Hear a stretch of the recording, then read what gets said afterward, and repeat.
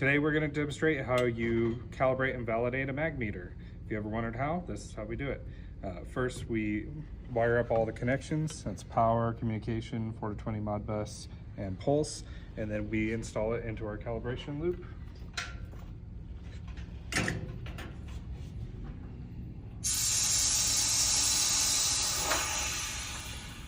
Then we start flowing. Now that we have our mag meter installed to our water loop, we're going to run our calibration software to get this thing calibrated. So first, we want to select what type of meter it is. We do many different types of meters. This one's a mag meter. We select which standard that we're going to use. We have a 2-inch meter, so we're using the 2-inch standard. Once the serial number is in, we're going to start the automatic calibration by entering in the full scale in gallons per minute. We select the data points that we want to take, and then it starts the calibration process.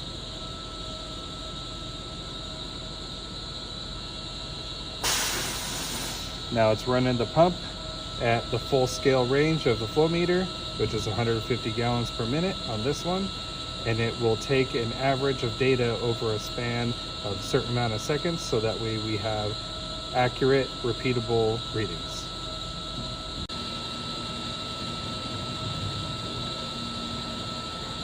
Now that we've achieved our targeted flow rate, we are taking multiple samples of data to ensure statistical accuracy with the meter.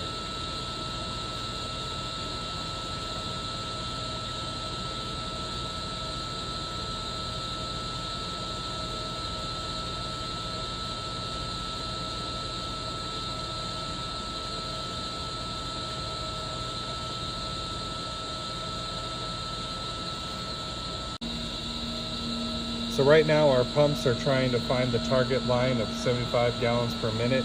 You can see the green line is where our current flow rate is. So it's stepping it down gradually so that way we can have a stable target reading of 75 gallons per minute. After the calibration is complete, the system generates the calibration certificate that shows you the calibration standard, the device under test 4-20, which is translated to the gallons per minute, and then it gives you the accuracy reading within 0.5% plus or minus. And you can see the red line is your meter. These mag meters are really linear and repeatable, and this is a great report showing that. Also, we have the ability to read the meter to extract the K factor for this, so all of your documentation of your meter is in one place, and your compliance guys are happy. Here's a copy of the paper certificate that shows this same thing. We'll sign it, date it, and your recal date is here.